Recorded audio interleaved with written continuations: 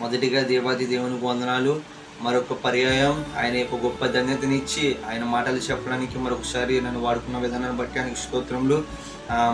మొదటి 2 వీడియోల ద్వారా దేవుడు మహిమార్థం కింద ఈ యొక్క వీడియోను వాడుకున్నాడు.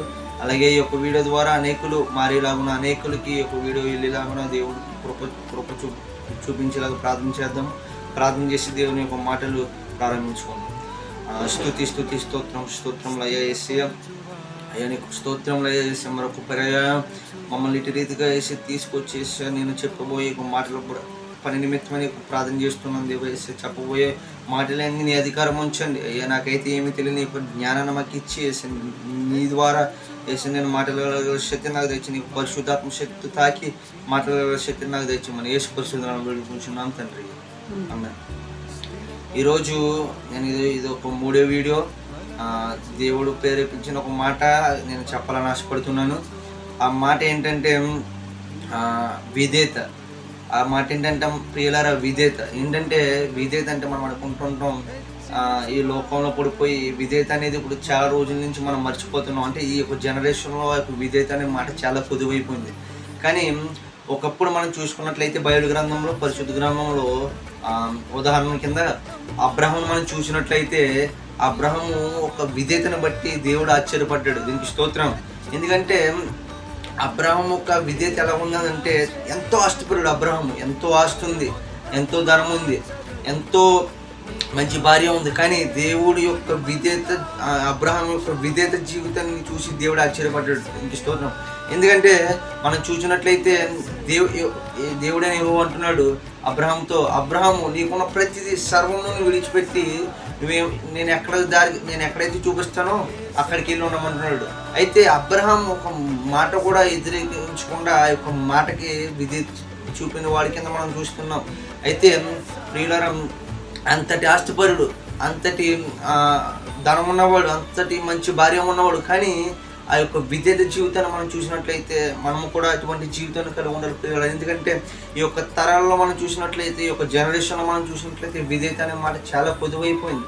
కానీ మనము కూడా, ఎందుకంటే విధేయత వల్ల మనకి ఏమొస్తుందని మనం అనుకోవచ్చు. కానీ అబ్రహామును మనం చూసినట్లయితే అబ్రహాము యొక్క విధేయతతో అసలు పిల్లలు పుట్టనే వానికి కూడా దేవుడు ఎలా ఇచ్చాడంటే పిల్లలు పుట్టే వారికి చేశాడు. ఎందుకంటే ఆ యొక్క అబ్రహాముకు విధేయత. అయితే మన జీవితంలో కూడా ఇటువంటి విధేయత మనకు ఉన్న ఎడల మనకి అసాధ్యమైంది కార్యం ఏదన్నా మన ఇంట్లో ఉన్న ఎడల దేవుడు అది సాధ్యం చేసి చూపిస్తాడు. ఎలాగైతే అబ్రహాం యొక్క ఈ కుటుంబంలో దేవుడు చేసి చూపించాడు. ఎందుకంటే ఆయన నిన్న నేడు ఏకరీతిగా ఉన్నవాడు. ఆయన మనుషులకు అసాధ్యమైన దాన్ని చేయగల సమర్థుడు. ఎందుకంటే మనం అబ్రహాం జీవితంలో చూసినట్లయితే దేవుడి యొక్క కార్యము ఎంతో బలమైన కార్యం అది.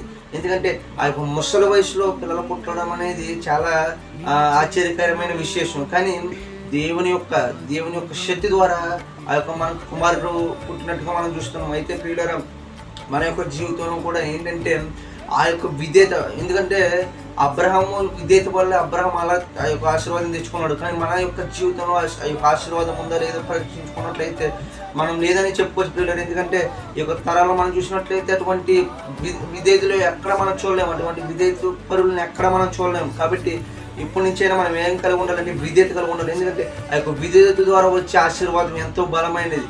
అది అసాధ్యమైనది కూడా దేవుడు ఏం చేస్తాడంటే కార్యం కింద చేయగల సమర్థులు. కనుక ఈ యొక్క కొద్ది మాటలు మీరు జ్ఞాపకం చేసుకొని, విధేయత అనే మాట జ్ఞాపకం చేసుకొని, ఏమైతే అబ్రహాం జరిగిందో అది జ్ఞాపకం చేసుకొని ఆ యొక్క విధేయత కింద, దేవునికి విధేయత కింద ఉందాం.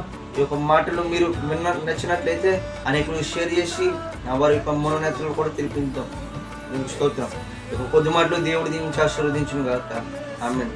ప్రార్థన చేసుకుని ఈ యొక్క కొద్ది మాటలు ముగించుకుందాం.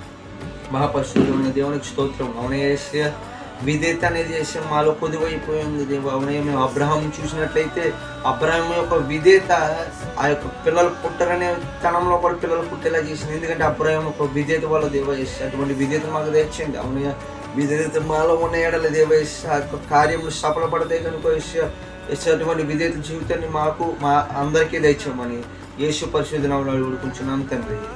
ఆమేన్. అందరికీ మరణాలు.